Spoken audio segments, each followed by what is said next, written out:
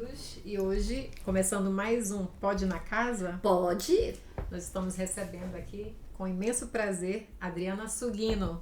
Boa noite, Dri. Tudo bem? Boa noite, querida. Tudo bom? E você? Boa noite a todos. Seja muito bem-vinda à Casa 4 e ao nosso podcast. Obrigada. A Adriana Sugino também é presidente do IEC e também idealizadora de inúmeros projetos. Adriana, você pode falar de alguns deles? Temos aqui muitas informações, inclusive é tanta coisa, gente, que eu vou até dar uma lidinha. Tudo bem, Adriana? Pode. Ok. Adriana, ela dá aula de PLE. Para quem não sabe, PLE é português como língua estrangeira, né? Para estrangeiros, pela NHK. É isso, Adriana? Isso, na NHK, isso. Você pode falar um pouquinho sobre isso pra gente? Bom, eu sou professora de português, eu não dou aula de português para brasileiros, eu dou aula de português para estrangeiros. Eu tenho várias nacionalidades que já estudam comigo um bom tempo. Em Hamamatsu, a procura de português, para estudar português, é muito grande entre os japoneses, né? Nós temos um grande número de alunos de várias fontes, tanto para estudar português como hobby ou como pela profissão também, nós temos vários alunos. Eu estou trabalhando na NHK já faz muitos anos, né? Eu fui para lá e gosto muito, me sinto em casa, né? Então eu sou muito feliz pela profissão que eu escolhi. Que bacana. E há desafios quando se ensina português para um estrangeiro, por exemplo? Quais são os maiores desafios que você encontra para incutir nos estrangeiros a nossa língua? Que a gente sabe que são peculiaridades, né, do nosso português. Como é que você encara? Como é que você enfrenta esses desafios? Olha, seu jeitinho para resolver. Aquele jeitinho brasileiro. Não, assim, no início foi muito difícil, porque o jeito do brasileiro falar é muito peculiar e nós temos várias regiões, cada região fala um idioma, um português diferente, então isso influi muito, né? E quando eu ensino para japonês, eles são muito detalhistas, então você tem que ensinar o porquê de tudo, coisas que você nem imagina, eles perguntam. Então, gramática é complicado? Gramática também, mas assim, eles escutam uma frase lá no Nordeste e quer saber o que significa. Às vezes não tem um significado muito plausível. Sim. O brasileiro só fala. Então, isso foi muito difícil. Hoje não, mas assim, já me adaptei, né? Mas no início foi bem complicado. Eu me senti muito criar técnicas pessoais para poder fazer o seu trabalho? Sim. Técnicas e outra coisa, nós temos pouco material didático. Então, eu tive que criar um material didático para isso. Nós temos pouquíssimos livros em português direcionados para japoneses, né? Geralmente são em inglês, né? Ou espanhol. Para japonês... o português geralmente é carente, né? De material, carente, de né? material didático, é muito carente. Hoje em dia, encontro alguma coisa, assim, né? Mas antigamente, há 15 anos atrás, não tinha esse material. É verdade. Então era muito difícil. Mas... acabou dando tudo certo e eu adoro dar aula para eles, é muito divertido. É verdade. Tenho alunos assim que já está comigo há 10 anos, hoje são amigos, então assim, é muito bacana. E também eu aprendi muita coisa com eles, tanto o idioma japonês como a cultura japonesa. Então, eu sou professora de português, mas tem uma troca ali entre sobre cultura, sobre o Japão. E hoje é o país que eu amo, então...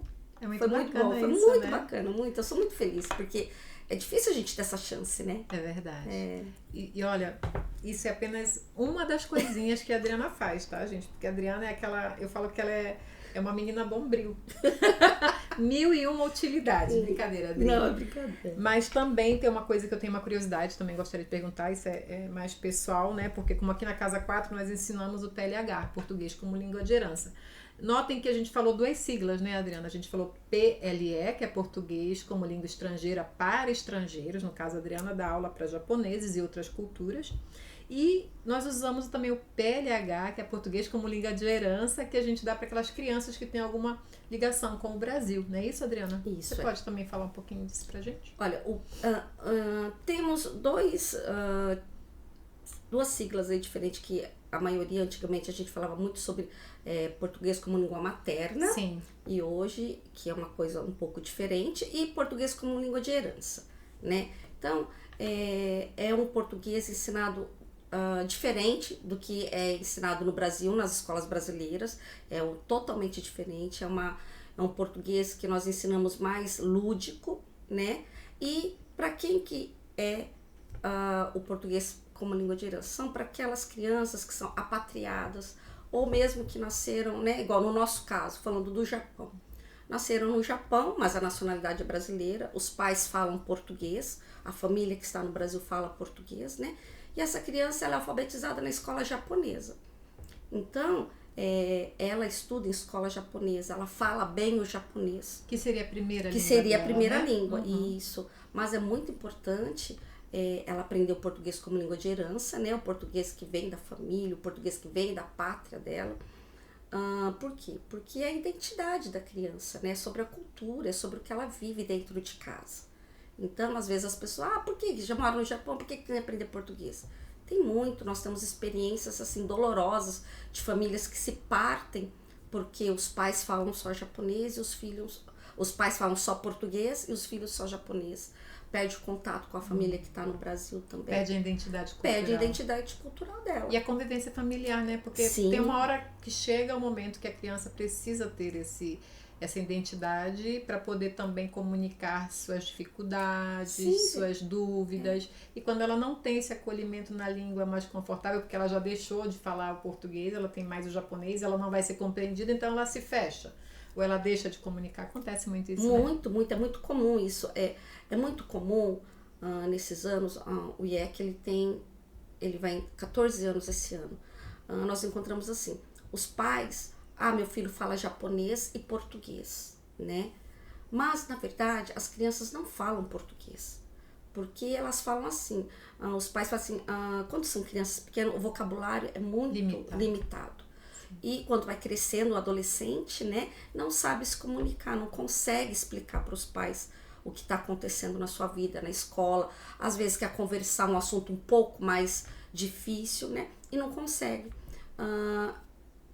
A criança, quando ela não consegue entender os pais, tem a dificuldade, começa a ter que repetir muito, os pais não entendem, às vezes acontece aquele choque, né? Ali, aquele mal-estar entre eles, a criança vai se atraindo, vai parando de falar, né? E as mães falam, meu filho fala português. Ele não fala, ele fala assim, eu quero comer isso, eu quero laranja, eu quero brincar, básico, eu né? quero... E a mãe tá achando que ele tá falando português, e não tá, na verdade. Conforme vai crescendo, vai mudando isso. Vai afastando, vai né? afastando, Né? isso. E às vezes a criança não responde e as mães acham assim, não respondeu porque não quer, porque tá fazendo birra. E não é porque ela não entendeu. Tá limitada já na língua, limitada, né? Então, pra ela ficar falando toda hora, mãe, eu não entendi, mãe, fala de novo, mãe, repete, vai cansando a criança. Então ela começa... Desiste, começa a ficar quieta, no mundinho dela. E conforme vai crescendo, é onde eles saem de casa, não querem mais estudar, tem vergonha dos pais, porque não conhecem a nossa cultura. Né? Não que toda criança vai acontecer isso, não é isso, não é uma regra, mas temos esses casos que já aconteceram e muitos casos, né? Sofridos, né? Sofridos, porque a criança sofre, a família sofre, né? Então, assim, não é culpa das crianças, sabe? Eu penso muito nisso, às vezes, não é culpa das crianças, às vezes é culpa da nossa vida corrida que às vezes a gente tá achando que tá tudo bem entre família e não está. Não dá tempo, né, de prestar não dá atenção, tempo de né? prestar tanta atenção na vidinha deles, né? Então é sempre um desafio, né? Sempre criar filhos bilíngues no Japão seria. É sempre um desafio. Mas é muito bom também você vendo o progresso dessas crianças, né? Eu acho muito importante também ver isso.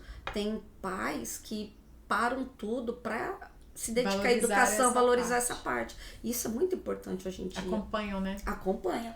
Temos muitas famílias assim que né, dão o suporte necessário. Eu sinto que houve uma mudança drástica assim, nos últimos 20 anos. Né? Eu tenho assim, um divisor de águas de mais ou menos 20 anos, 2 décadas. Eu trabalho com educação já um pouquinho mais de 2 décadas, mas assim, eu vejo muito...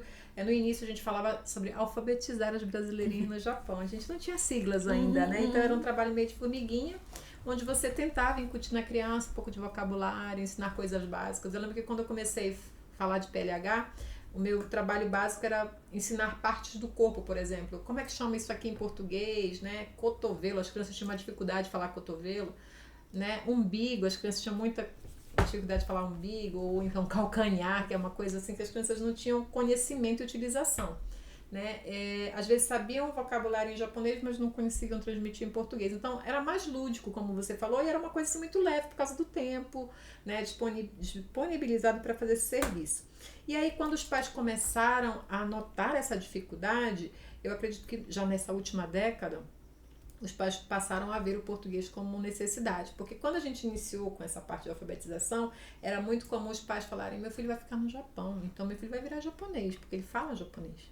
Esqueciam da língua materna. Então, eu tenho hoje o retorno de pessoas dessa época que hoje adultos querem buscar o japonês, querem recuperar o português, desculpa, o japonês não, o português, para poder, às vezes, utilizar na forma profissional. Temos aqui hoje na casa alunos que utilizam o português profissionalmente, que voltaram para estudar português, porque eles foram criados no Japão, em um determinado momento deixaram de utilizar o português como língua de herança na família, o japonês criou força, eles se tornaram totalmente fluentes, o japonês se tornou a primeira língua e agora eles estão correndo atrás do prejuízo, atrás da segunda língua, que é o TLH. É bacana isso, né? É bacana demais. E olha, assim, olha como que é interessante a coisa. Nós falamos para os brasileirinhos, né, estudarem português como língua de herança, quando são jovens, crianças jovens, né?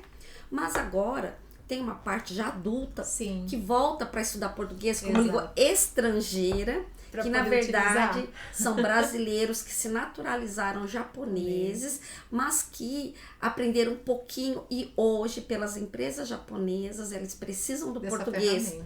Tendo português, eles sobem de cargo, vão trabalhar no Brasil, Toyota e Yamaha. É bem interessante, né? É interessantíssimo, porque hoje eles... Esse resgate é complicado, mas é importante. Não é? E assim, eu dei aula para algumas pessoas que eu não sabiam que eram brasileiros. Olha que interessante. Depois de muito tempo, muitas aulas, passaram-se um ano que conversando, ele falou, não, mas meu pai e minha mãe eles são brasileiros. Eu falei, como assim? Você não contou Você estudou comigo mas é que eu já me naturalizei, hoje eu trabalho com, né? Eu falei, mas você vê, é importante. Sim, nossos alunos da Casa 4 que estudam português, nós temos japoneses mesmo, né? Japoneses que nasceram, se criaram no Japão, que são, enfim, nacionalidade japonesa desde o início, mas temos também muitos naturalizados.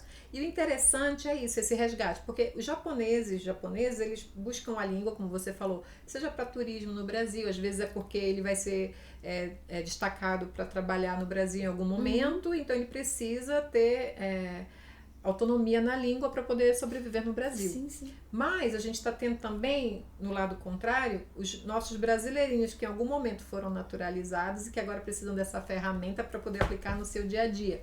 E está sendo muito interessante porque todos eles dependem do português. Aliás, muitos foram contratados por causa desse vínculo com o estrangeiro e por conta da língua brasileira. Muito interessante. Eu tenho, fora a NHK, eu tenho minhas aulas que eu faço.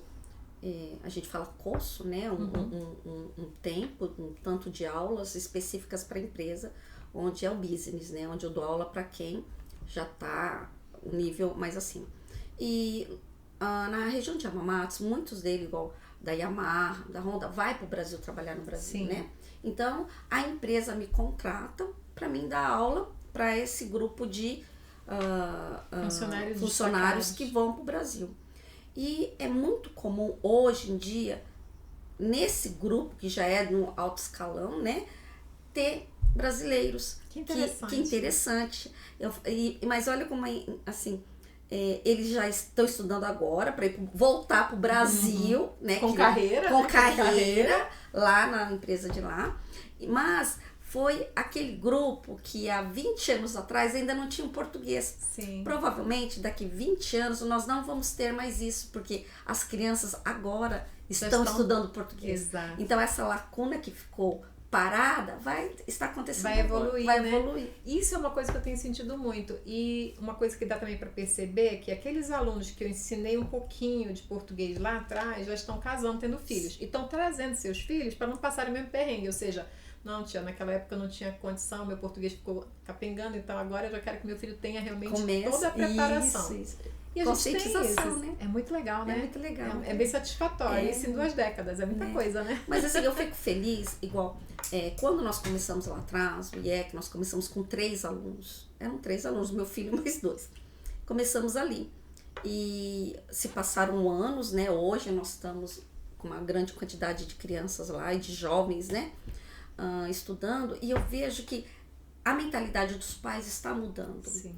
E também, Tila, mais grupos, mais projetos estão se abrindo, né? Estão começando pelo Japão inteiro. Então, isso é importante, né? Esse trabalho é difícil, não é um trabalho fácil, mas eu fico feliz porque tem professores, tem pessoas preocupadas com esse assunto, estão trabalhando para fazer o melhor para as crianças. Isso que importa, Isso né? é fundamental. Isso é né? fundamental, Será que agora é o momento? Porque eu sempre costumo falar que tem as palavras de moda, né? Quando eu entrei não existia o PLH, não existia o Nihongo. Foi criada essas siglas depois com o andar do conhecimento. Eu falo que eu sempre peguei o bonde andando e fui dando tchau da janelinha, pegando aqui uma informação ou outra. Mas hoje essa conscientização, ela existe realmente. É muito bom que ela está existindo, né? Dentro da comunidade.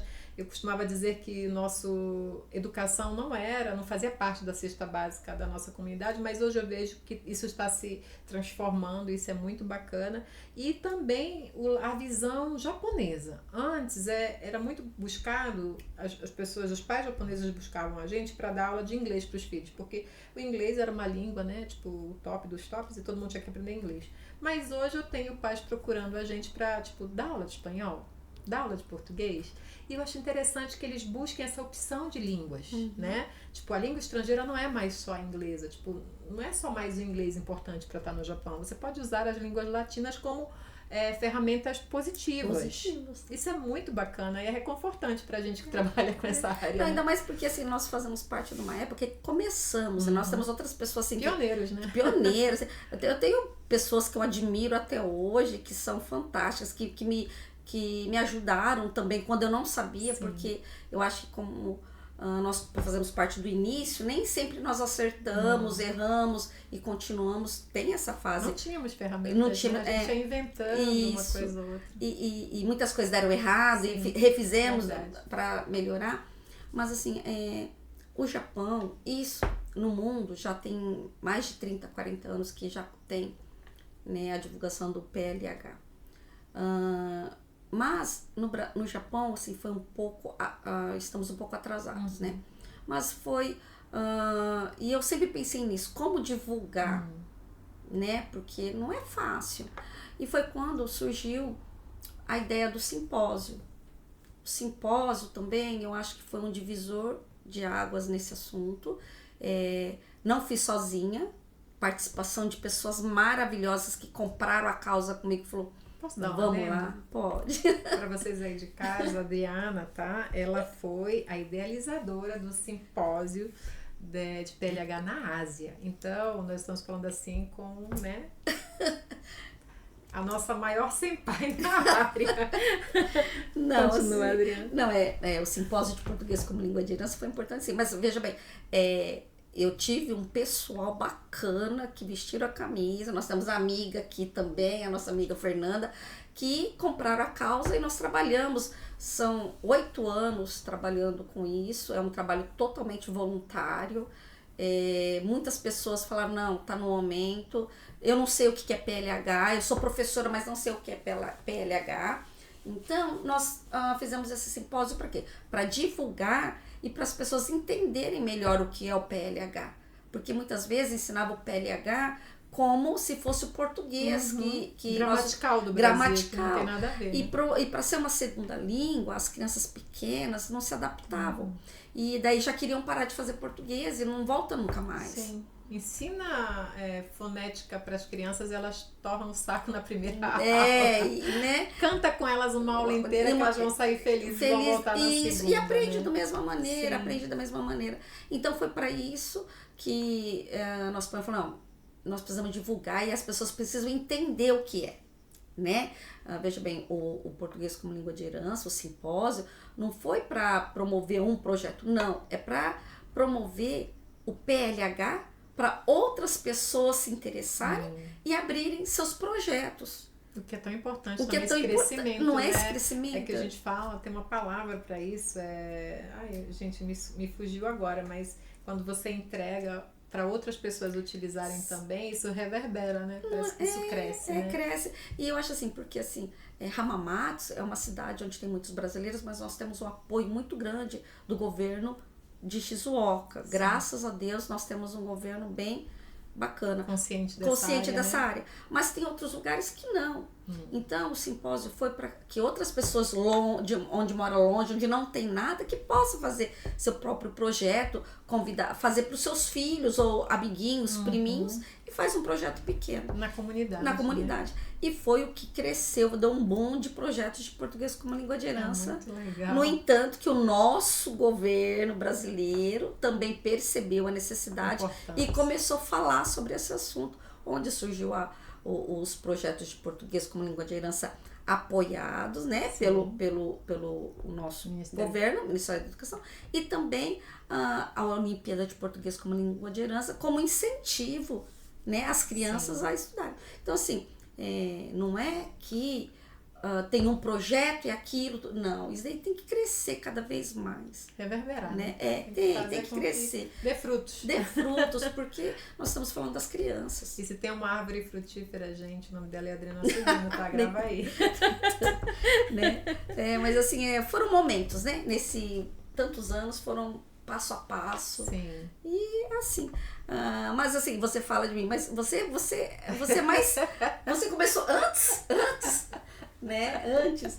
E tem esse projeto da Casa 4 maravilhoso. Então, a gente tentou juntar tudo, unir o útil ao agradável, porque quando você faz muita coisa, né, Adriana? Inclusive, para quem não sabe também, nós mudamos muitas coisas nos nossos projetos baseados nas orientações que a gente recebeu da nossa senpai Adriana, porque gente, é impossível conversar com sua mulher e não ser inspirada, não ter ideias, né? E também se organizar de forma mais adequada.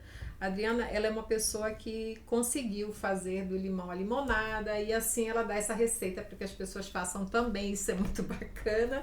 E nós também estivemos lá, né, pedindo, Adriana, dá uma força, uma luz aqui no nosso túnel porque tá muito escura a coisa.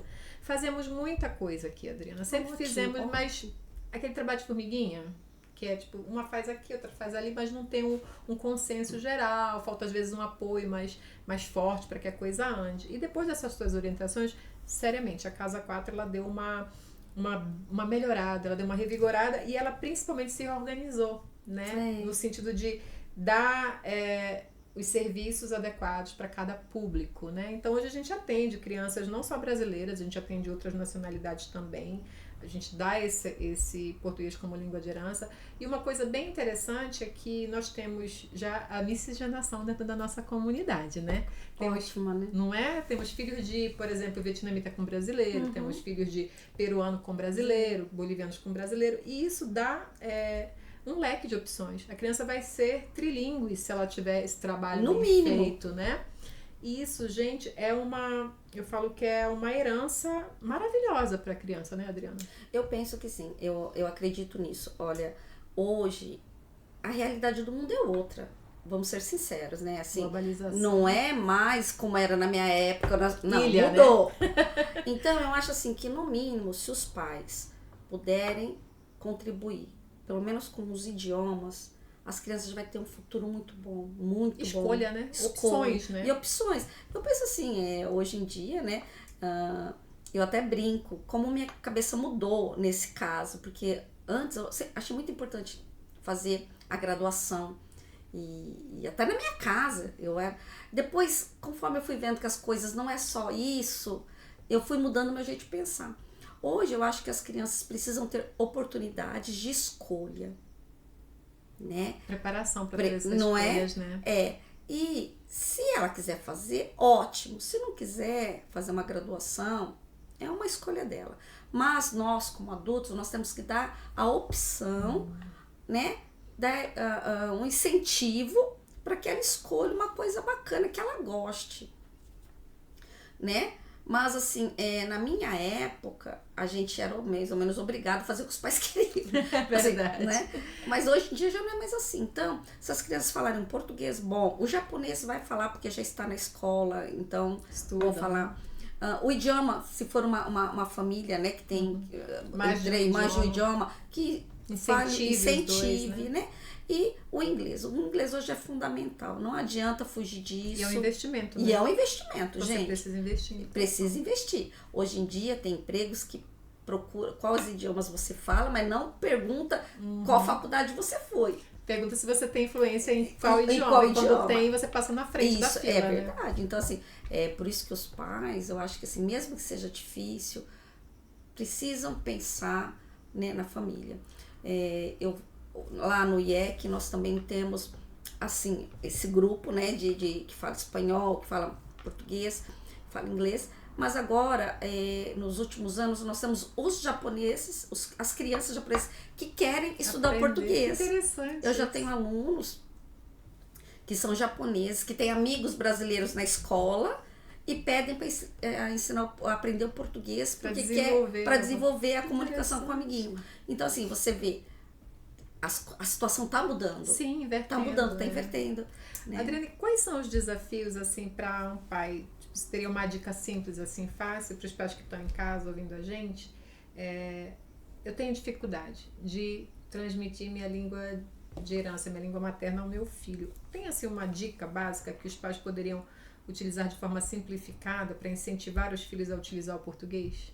Olha, eu vou ser bem sincera pra você. Tem aquele ditado, né? Como que é? Casa de Ferreira, espeto de pau. Espeto de pau. Pai e mãe dificilmente vai começar, a não ser que seja criança muito nova, que vai utilizando sempre e vai praticando vocabulários. Não adianta só chegar do caixá, a criança ela vai dormir, vai Tudo tomar bem? banho. A escola foi boa? E acabou. Vai estudar, vai dormir, não vai funciona comer. desse jeito. Então, quem puder, né, escolher um projeto e levar essa criança, porque ele vai estudar em grupo. Onde ele vai poder conversar mais, praticar mais, estimular mais, fazer mais amizade. O tempo também, o tempo também. Então, isso eu acho que funciona melhor, né? Custo-benefício da obra. Custo-benefício da obra. Mas não que...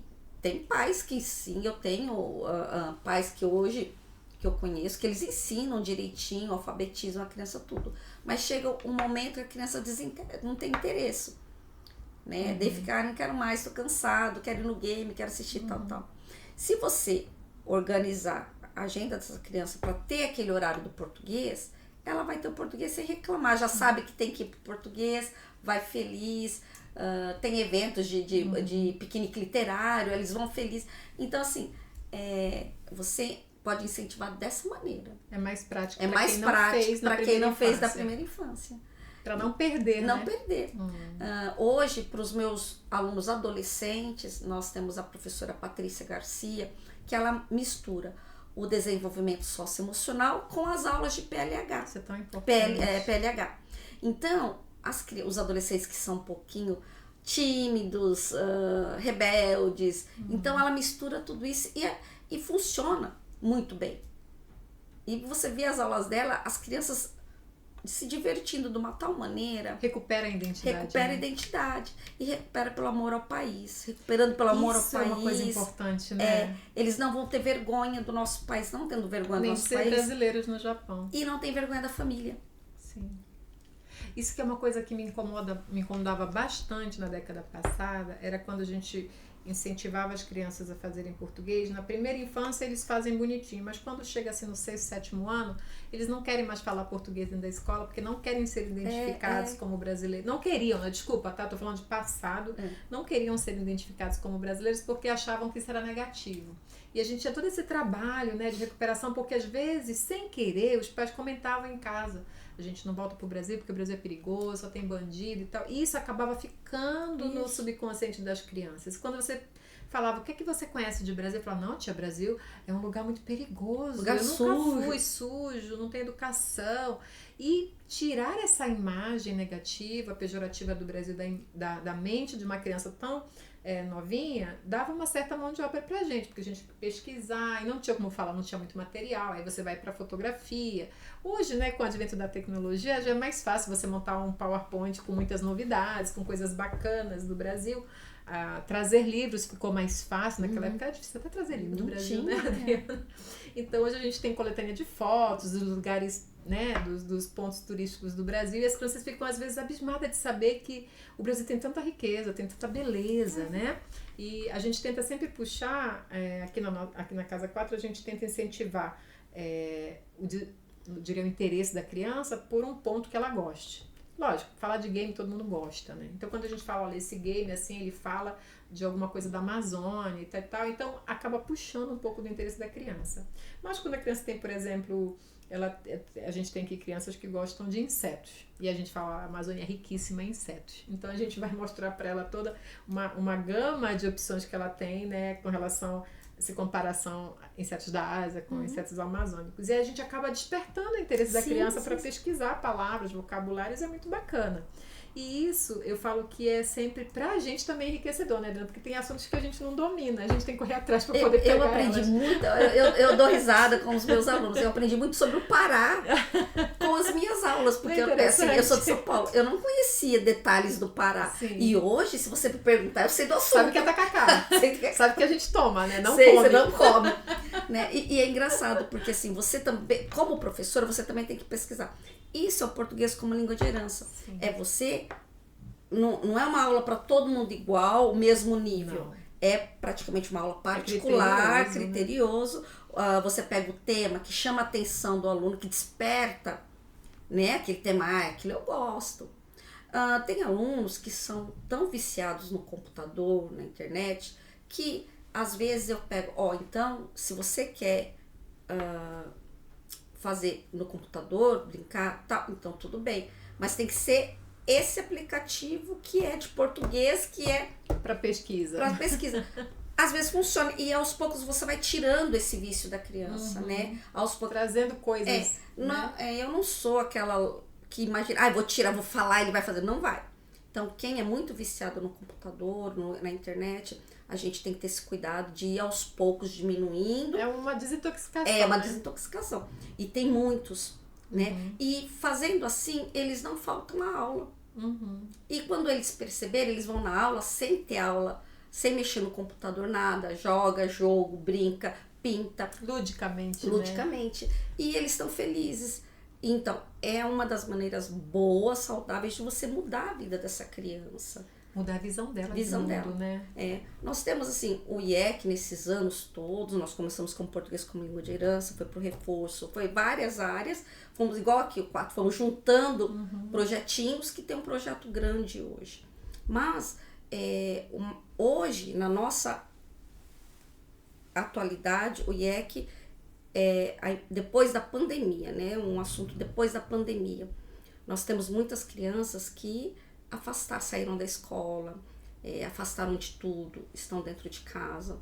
Hamamatsu nós já temos né, alguns brasileiros, jovens brasileiros, né, com a síndrome de hikikomori, né, que é aquela síndrome que a pessoa não sai de casa. E nós temos o free school, o que é o free school? É para aquelas crianças que não frequentam a escola, venham frequentar de uma maneira que ela queira, 1 hora, 2 horas, uma vez por mês. Pesquisar coisas interessantes. O que ela gostar, mas que ela saia do quarto, né, para vir. É um primeiro passo. Trazer de volta. Né? Às vezes ela não quer se comunicar com ninguém, não quer fazer nada, tá tudo bem. Mas conseguimos tirar ela de dentro do quarto. E assim vai indo até ela melhorar e começar a sentir vontade de novo, a voltar à realidade da vida. Então, isso é o nosso último projeto que começou depois pandemia, né? Que é para ajudar essas crianças que não estão frequentando a escola. E que é tão importante, né? Porque é o futuro, né, que está em jogo. Eu sempre falo que com a pandemia nós tivemos novos aprendizados, a gente teve que se readaptar, se reinventar, mas também a gente perdeu muito, né? De coisas que já tinham avançado e que fizeram retrocesso. eu sinto muita falta de coisas que nós fazíamos antes da pandemia e que durante a pandemia a gente foi privado. E aí, quando acabou a pandemia, essas coisas simplesmente sumiram. Né? Então fazer esse resgate é tão importante, né? E essas crianças começam geralmente pelo português como língua de herança. Eles ficam na sala porque é um idioma que funciona melhor, que eles podem... É acolhedor. É acolhedor, né? Então eles participam, começam assim mesmo que não entenda muito, que fique meia hora, 1 hora, né? E depois eles voltam. Estímulo, né? O estímulo para começar a voltar à vida nas escolas. E isso é triste. Mas é uma realidade que a gente Uma realidade, algo, né? isso os pais precisam estar atentos, porque é uma realidade. E não são poucas crianças, hein? Então a gente vê que não muda muito. Por exemplo, o nosso PLH dentro de uma escola japonesa, acho que aqui na nossa região a gente foi o primeiro grupo que criou esse sistema dentro de uma escola japonesa. Então nós oferecíamos o PLH dentro de uma escola japonesa no primeiro horário antes de começar as aulas. Então pra gente era bem difícil porque a gente ia chegar lá às 7h20. Então, e na época que a gente começou o PLH, a gente tinha um número muito grande de crianças, eu costumo dizer que crianças turistas. Vinham às vezes na escola, tinham dificuldade para vir. Não falávamos diretamente que eram hikikomori porque as crianças vinham aleatoriamente, né? Mas elas não tinham a constância. Ou chegavam muito atrasadas, ou não participavam de eventos. E quando a gente montou o PLH dentro de uma escola japonesa, fazendo esse resgate da nossa cultura, explicando o que era Brasil, contando, fazendo participar, a gente usava muito a parte didática de teatro, né, de jogral, essas coisas que a gente faria no Brasil com tanta diversão. E a gente teve uma resposta assim muito bacana. A gente zerou o número de atrasos. A gente zerou o número de crianças que começaram a vir à escola todos os dias para ter essas aulas. A gente faz 3 vezes por semana. E foi um resgate muito bacana, porque isso repercutiu na segurança da criança. A gente via as crianças falando de Brasil com orgulho. Então, era bonito ter na escola palavras em português, a bandeira do Brasil. Então, tudo passou a ter uma outra conotação do que elas tinham de identidade até o momento. Então, esse foi um dos... Eu digo que isso foi um start pra gente de ver, olha, a língua de herança, ela pode ser salvadora. Não é? Muito, muito, muito. Eu tenho casos assim que, nossa, se eu falo, eu começo a chorar, porque foram momentos difíceis, mas o português é muito acolhedor, né? E a criança pode só falar japonês, mas se você fala uma palavra em português, aquele carinho, aquele amor, é mais sabe? Transmitido, né? É mais transmitido, faz mais sentido. E eu falo assim, e é tão importante isso, porque muda vidas, né? Meu sonho de consumo é ter um PLH em todas as escolas japonesas. Nossa, seria maravilhoso. Né? Eu fico louca.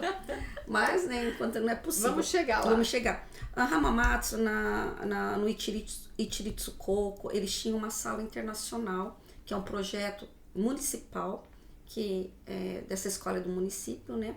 Onde eu lecionei. Era um projeto com a USP do Brasil, e eles mandavam o UERJ, não era USP, não, o UERJ, do Rio de Janeiro. Eles mandavam o professor ficava 3 anos aqui. Nossa, que bacana isso. Mas teve um problema com o professor que ele precisou ir embora e o projeto ficou no meio e eles iam parar. Foi quando eles me convidaram e falaram, pode assumir daí, né? Porque para trazer outro professor não tinha tal. Eu falei, tá bom. E comecei a dar aula até o início da pandemia. E era uma classe de brasileiros e tinha outras nacionalidades. Tinha chineses, vietnamitas e filipinos. E os brasileiros. E era tão engraçado porque os brasileiros, eles eram tão quietos, assim, porque eles tinham vergonha de falar que era brasileiro. E era uma aula mais sobre cultura. E no final dos 2 anos letivos que eu fiquei, né? Foi muito divertido porque as meninas que se escondiam atrás da nacionalidade eram as melhores, assim, sabe? Falando sobre o Brasil, quero conhecer. Então, você vê como muda. Interessante. E o respeito, né? O respeito criado. E a vontade de ir pro Brasil. Sim. E a vontade de ir pro Brasil. Interessante. Eu tenho uma história, assim, bem, bem aleatória, mas bem divertida. Nessa época que a gente criou, né, o português como língua de herança na escola japonesa, eu era muito convidada para... Porque eu fazia o Junkai, né? Eu participava de eu trabalhava em várias escolas e exigiam de mim essa carga horária e eu precisava também passar um pouco, né, da nossa cultura. E aí outras escolas viam o resultado e pediam, olha, você pode fazer uma palestrinha básica, né? E a gente começou, tinha um projeto na época, que eu acho que isso vinha lá do Ministério da Educação japonesa, que tinha dentro do cronograma japonês uma parte que dizia que tinha que ser cumprido um cronograma de intercâmbio cultural, né, onde a escola teria que oferecer isso também aos alunos japoneses.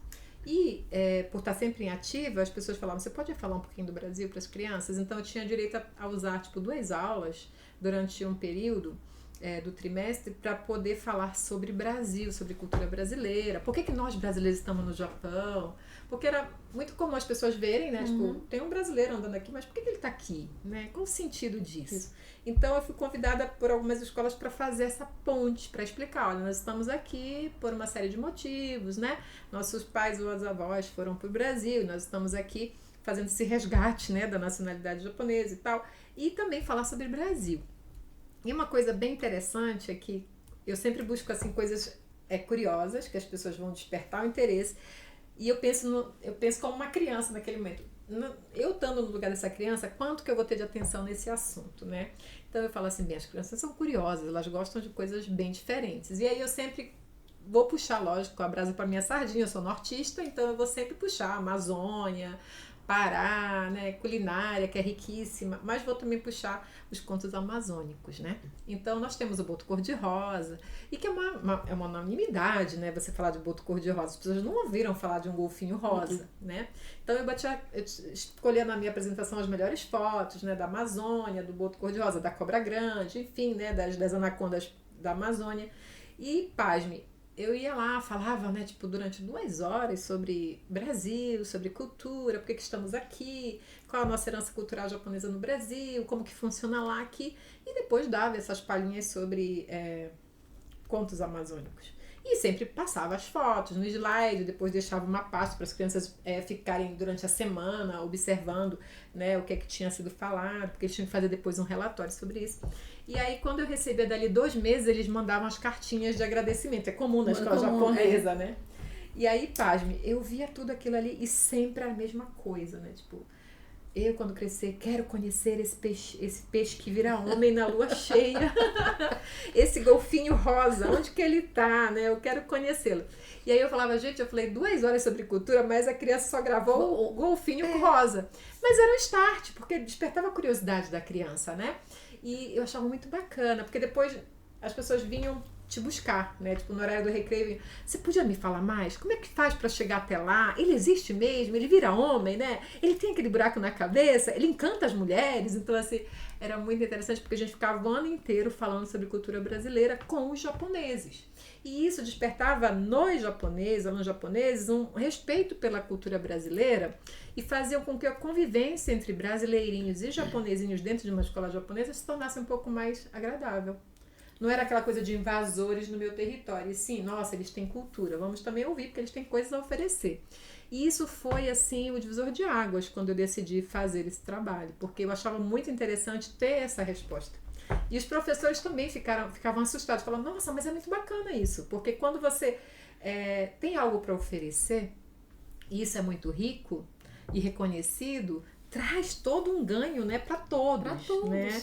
E as crianças tinham material de estudo. E a gente recebia aquelas pastas assim, com um monte de cartinha, porque quando você faz isso, você pega uma classe de 38, né? Aí junta 2 classes, né? 60 lá vai, 70 e poucos alunos. Crianças. E vem 70 e poucas cartinhas explicando. Mas é muito fofo, né? Eu adoro. Não, e assim, casa de professor fica louca, né? Porque é cheio de lá em casa eu tenho papel. Até hoje. Eu tenho um quarto, na verdade, são caixas e caixas de material desses anos todos de trabalho, que eu me nego a jogar fora, né? Porque eu falo, gente, e às vezes eu faço, né, sabe aqueles momentos que você tá repensando a tua carreira? Aí você vai lá olhar. Aí você vai lá e fala assim, não, mas tem isso aqui, valeu muito a pena, não, isso aqui ainda vale a pena um sacrifício maior e tal. E às vezes eu reencontro ex-alunos, por exemplo, eu tenho cartas e pastas, né, de ex-alunos que eu atendi no Shogaku e que hoje são casados, já trazem seus filhos para mim. E eu falo assim, você lembra disso? Aí elas falam, nossa, você tem guardado? Eu tenho. Lembra dessa carta que você despediu? De mim, você tá aqui agora, então é muito bacana. Mas eu acho assim, o português, quem ensina português como língua de herança tem que ter isso em mente, que é um resgate. Não é salário, porque português como língua de herança não é sabedoria. Não é nada disso, não é sobre isso que estamos falando. É sobre amor mesmo, e entrega, e dedicação, de porque é difícil. E outra coisa, mas é muito compensador assim, quando você vê uma criança. Hoje eu tenho assim, a gente vê a história das crianças e você acompanha eles crescendo. Sim. Muitos voltam pro Brasil, mudam de estado, você perde contato, mas alguns você vê aqui. Mantém, E eu tenho assim um grupinho que foi quando eu comecei lá atrás, era pouquinhos alunos. E a gente tinha um menino, nem vou falar o nome dele porque ele fica bravo, ele não gostava de português de jeito nenhum. E ele é gêmeos, né? E a irmãzinha dele estudava aquela coisa. E ele, nossa... Ia na marra. Mas eu adoro esses desafios, Você sabe? Não são os melhores? Daí, e hoje ele é uma pessoa totalmente... lindo, tá enorme, tem toque, uma profissão bem destacada, tá muito bem.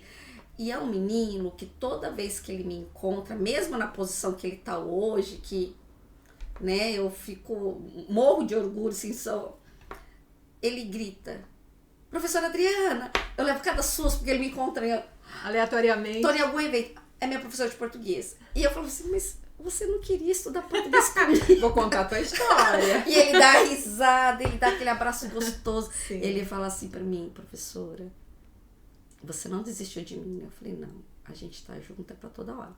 E fica aquela coisa gostosa, né? Antes, um vínculo, né? Quando ele era criança, eu achava que ele não gostava de mim. Ele não deve gostar de mim, porque ele não gosta de português, eu acho que o problema é o professor. E hoje você vê, e ele aprendeu a falar português, e fala bem o português. É bom, né? É bom, né? Eu também já atendi alunos que quando chegaram do Brasil, eu peguei naquela fase entre 4ª e 5ª série, que a criança vem com português muito bom, mas aí ela vai ganhando, o japonês vai ganhando espaço, e a criança vai esquecendo a escrita, e aí vai perdendo vocabulário, e você faz esse resgate, né? Então, é muito interessante quando você mantém esse vínculo. Hoje, por exemplo, eu tenho aqui na Casa 4 ex-alunos de japonês que os filhos vêm fazer português. Então, é muito bacana a gente ter esse resgate e essa manutenção, eu falo, né? Isso realmente funciona, né? Porque é um pouco da nossa história que está ficando. Sim. Né? Os nossos alunos, eu falo assim, hoje eu já não ouço tantos alunos falarem de Brasil como o país do perigo, dos ladrões, etc. Hoje eu vejo alunos falando essas coisas que a gente ensina bacana. Por exemplo, olha, nós temos a Foz do Iguaçu. Você sabe o que é a Foz do Iguaçu? E aí, quando a gente traz para eles gibis, né, de histórias do Brasil, ou de coisas interessantes do Brasil, eu sempre costumo puxar na atualidade destaques, né? Tem crianças que têm muito espírito de pesquisa, já muito pequenininho. Eu falo, vamos pesquisar quem são as pessoas ícones hoje no Brasil, em que áreas estão, né? Tipo, área de tecnologia, área de ciências. E é muito bacana. Olha, esse cara é muito esperto em tantas áreas, vamos ver o que é. E aí as crianças se incentivam, porque isso torna-se um exemplo para elas, né? E saber que elas podem ter exemplos de pessoas brasileiras, isso enche de orgulho.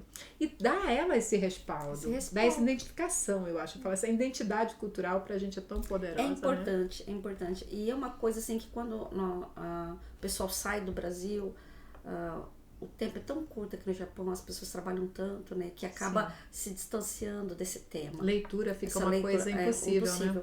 Então, por isso que eu falo, quem tem os filhos procura esses projetos que tem, porque hoje em dia no Japão tem muitos que você pode procurar e incentivar, porque isso é importante, não é só português, eu ensino em casa, não, é importante, as crianças levam para a vida e vai mudar o comportamento delas também. A visão de mundo. A visão de mundo. Então, é por isso que eu falo assim, incentivo.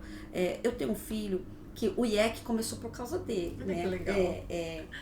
Naquela época, né, ele nasceu no Brasil, no Japão, voltou pro Brasil e depois voltou pro Japão de novo, já grandinho, ele tinha 9 anos.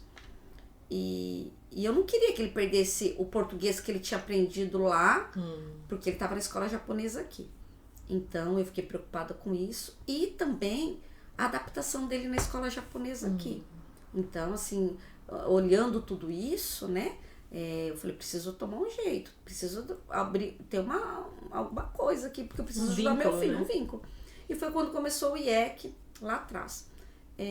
Mas assim, hoje, olhando o IEC, ele já tá um moço grande, já tem a vida dele, mas eu falo, quantas crianças não passaram pelo IEC? Quantas pessoas, quantas vidas nós não mudamos ali, né? Na época que nós começamos o IEC, as crianças paravam no Chugaku, no ensino fundamental 2. Hoje, nós temos já até o apoio até a universidade. O ano passado, 6 ex-alunos foram para a universidade. São jovens que, eu não quero, não. Vamos conversar, vamos falar, vamos debater. E foram para a universidade, né? Então, eu falo assim, a nossa comunidade está mudando, né? Eu acho que a educação está passando parte da receita, né? E olha, não tem mudança sem educação, não existe. Pode ser no Brasil ou no Japão. Aqui pra gente é um pouco mais duplo, né? A jornada, mas é super importante ter essa consciência, né? Vem dos pais, né, Adriana? Se a gente não tiver apoio dos pais, eu falo que sem apoio dos pais a gente não faz nada pelas crianças, né? Porque elas dependem automaticamente do apoio dos pais, né? Mas eu falo assim, eu falo sempre pros pais, porque nós temos várias reuniões, várias palestras, a gente sempre conversa sobre isso. Quanto mais tempo você consegue deixar seu filho numa escola, menos problema ele vai dar lá na frente. Então, incentive. Se ele estiver aproveitando esse conteúdo, com certeza vai mudar a vida dele, né? Incentive ele estudar. Não sei o que ele quiser, mas é importante ele estudar. Né? Se ele quer estudar artes, deixa estudar artes. Quer estudar inglês, deixa estudar esporte, vai fazer. Mas deixa estudar. Incentive, porque, olha... Invista, né? Invista. É um investimento necessário, que não tem jeito. Uma década atrás tinha que ser tudo voluntário, né? Só manda se for voluntário. Mas hoje eu vejo que as pessoas estão tendo essa consciência de que educação faz parte do investimento. Né? Não tem como. No Brasil também todo mundo teríamos que fazer, né? Esporte separado, línguas separado, cultura separado, né? Então é isso. Nossa, importante. É tanta coisa. Né? É tanta coisa, não dá pra ter um podcast, é muito pouco. Temos que fazer uns 10 podcasts para dar continuação a esse assunto. Mas esse assunto é muito importante. Assim, eu gosto de conversar porque eu vejo que os pais precisam mudar a sua posição e as crianças já estão mudando. Então os pais também precisam. Verdade. Né? E a gente está aqui para isso, né, Adriana? Para seguir com esse modelo de mudança. Né? E já mudamos bastante aqui. Às vezes as pessoas não vêem essa mudança porque é longo. De forma tão gritante. É a longo prazo. Isso nada acontece. Não é para ontem. É uma plantação, eu costumo dizer, né? É uma sementinha que você rega, depois vai virando uma plantinha e assim vai até chegar nos frutos, né? Mas olha, quando eu comecei era tudo tão diferente. Sim. Né? Hoje não. Hoje os pais procuram reforço escolar para a criança desde do ensino fundamental 1, do Shogaku. Isso é muito importante. Nossa, eu fico feliz quando me procuram aqui para fazer o pré-escolar. Eu fico muito feliz. Isso é muito importante. Porque a gente vai poder trabalhar os dois simultaneamente. Sim. É muito legal. E a criança vai bem, vai segura, não vai ter problemas na escola, vai feliz. Identidade, né? Não tem vergonha de se esconder atrás de um forte, né? E vai forte, vai se houver algum outro problema, vai saber lidar com isso, né? Muito legal. E eu falo também, às vezes os brasileiros, a nossa comunidade, por não entender muito bem sobre a educação do Japão, às vezes tem muitas um pensamento meio equivocado, né? Sobre a realidade, né? E sobre o que a criança está tendo de acesso e o que ela vai colher de futuro, né? Do futuro, né? Eu falo para os pais assim, olha, talvez seja muito prático para vocês colocar na escola brasileira, mas está pensando no futuro. Você comprou casa aqui. E depois, como que vai ser isso? Essa criança, como que vai ser a vida dela? Né? Então a gente tem que pensar bem, planejar suporte, bem a vida. Futuro. E os investimentos também, né? Educar um filho. Outro dia eu estava ouvindo essas palestras que eu costumo sempre estar envolvida com assuntos que envolvem educação japonesa ou de estrangeiros no Japão. E aí eu estava ouvindo um especialista japonês me falando que Em média, o japonês gasta para educar um filho, ele leva 20 e poucos anos, se a criança concluir a faculdade aos 23 ou 24, ele vai levar em média 24 anos para a criação de um filho e tornar esse um cidadão com um grau superior. E o que ele vai produtivo, e o que ele vai gastar é o valor de uma casa própria, né, que seriam uns 37 milhões, enfim, depende do tipo de casa, mas depende também da região que a pessoa mora. E aí eu falei, nossa, 37 milhões é investimento em educação que um japonês gasta com o filho da hora do nascimento até a hora que ele se forma na faculdade. É muita coisa. Então, eles têm isso de cálculo antes de produzir o filho, né? Então, é uma diferença a questão do planejamento. Do planejamento. É muito importante. Mas não que quem não tem esse dinheiro, não a criança vai conseguir, não é isso, é uma outra conversa. Mas cultura diferente. É cultura diferente. Né? E organizações diferentes. Diferente, né? Mas aí tá explicado também por que o Japão tem cada vez menos filho, porque o investimento é muito alto. Muito né? caro, E a gente chega no meio do caminho, né? Também olhando, dando tchau da janelinha, né? Mas é bem bacana esse resgate. É fundamental que os pais tenham essa consciência. Eu acho que hoje em dia, para a criança estar atualizada, ter um futuro melhor, né? Pensando lá na frente, precisa estudar tanto português quanto japonês. Sim. Também é importante as crianças estudarem japonês. Sim. Ter autonomia na língua, né? Saber, né? Até para fazer o Kika, né? Tem que tudo. Para você tirar a nacionalidade, você tem que ter, né? Um japonês nativo. Então. É verdade. E às vezes os pais bloqueiam isso. Por quê? Porque vai na escola brasileira, porque eu não tenho tempo de ir para a escola japonesa nas reuniões, esse tipo de coisa, né?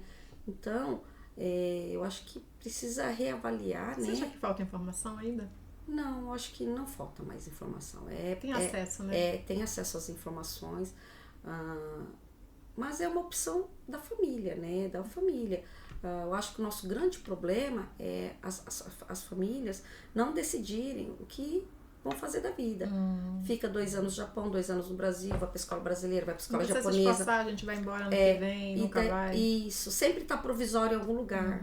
Isso é insegurança na criança. E a criança... E desestimula, né? Desestimula. A criança fala assim, eu fiz amiguinho aqui, daqui um ano tô indo embora, tchau. Sofre, vai para outra cultura, chega lá não fala o português direito.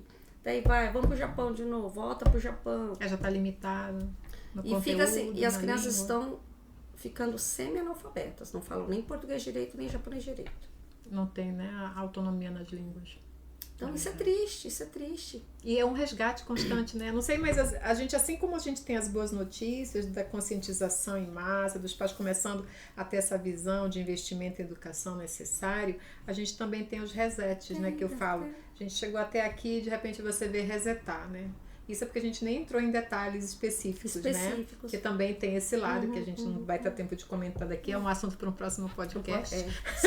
Não, mas é bom falar um pouquinho, porque assim, às vezes os pais falam, poxa, será que eu tô... Qual lado que eu tô, né? E é bom reavaliar, né? Sim. Assim, eu sei que cada um tem seus problemas, né? Não é fácil para ninguém.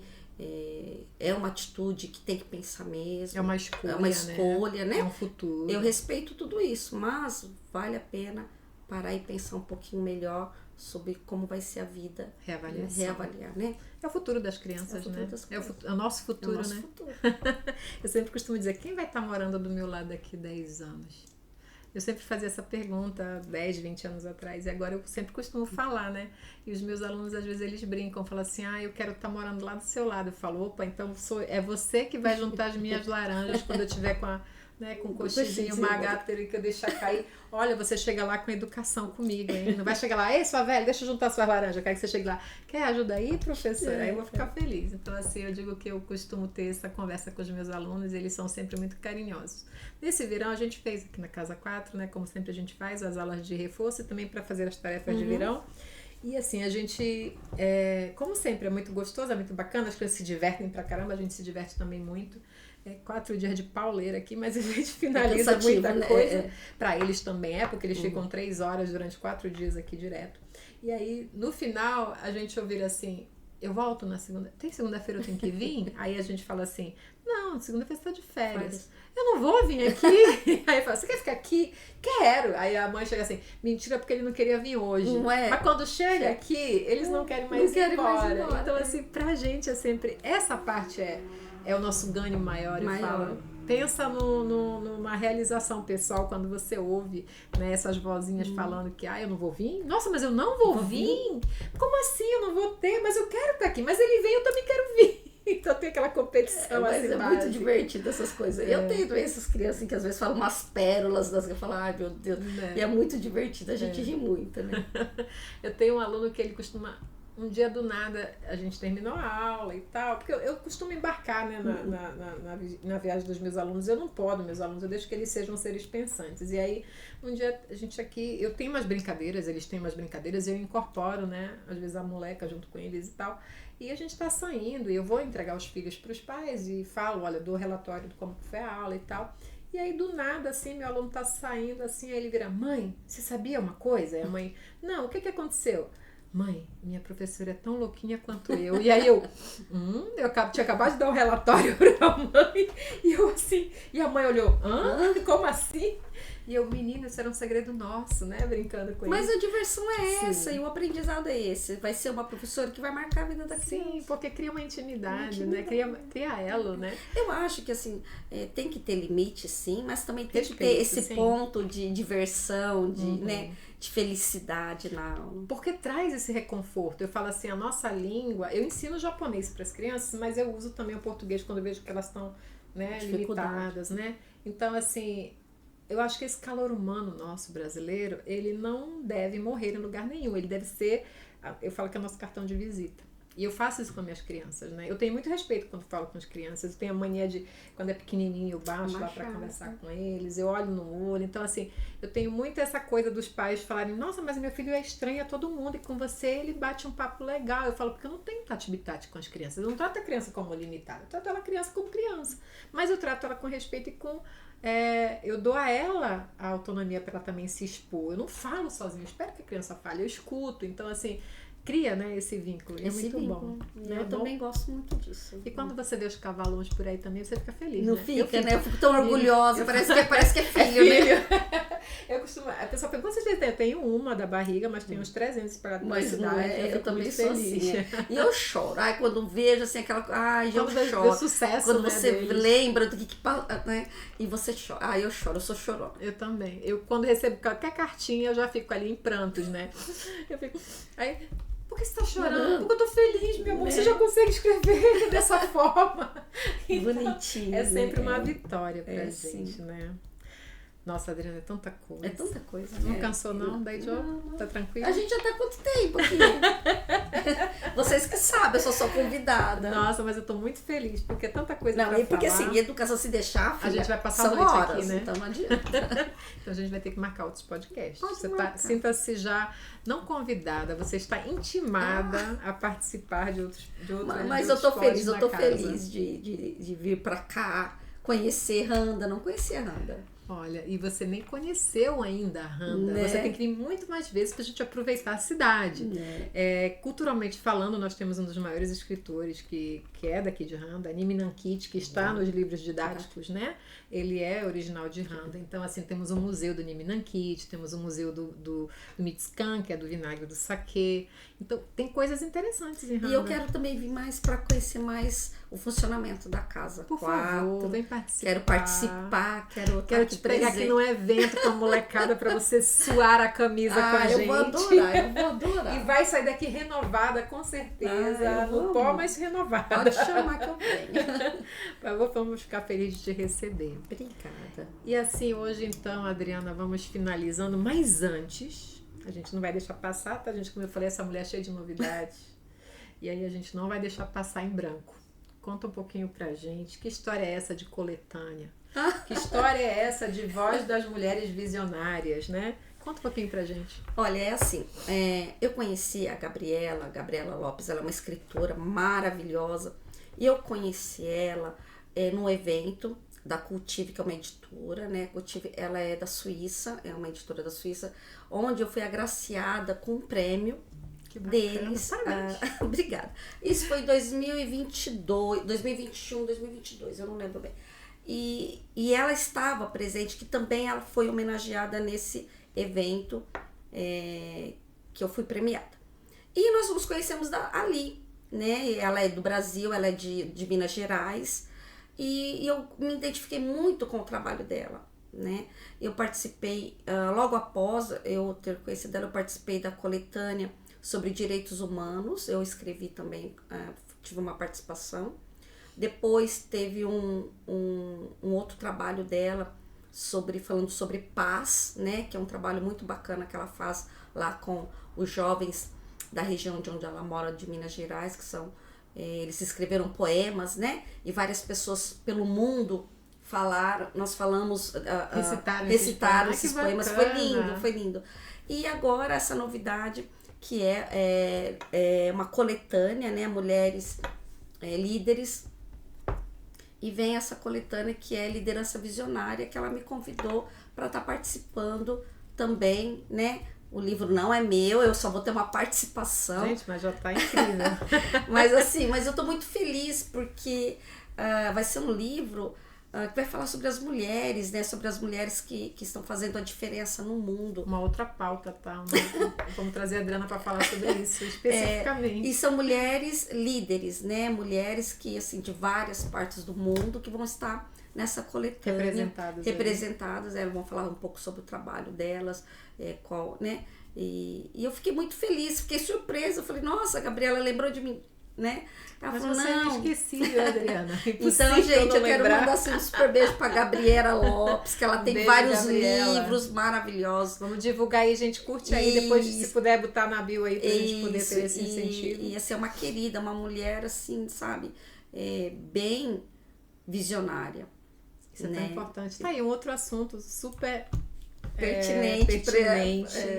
Nós somos, assim, eu falo, pioneiras em muitas áreas e a gente tem, não que a gente busque reconhecimento, mas é necessário ter esse histórico, né, dessas pessoas que realmente incentivam essa discussão positiva e que trabalham em prol disso, né, Adriana?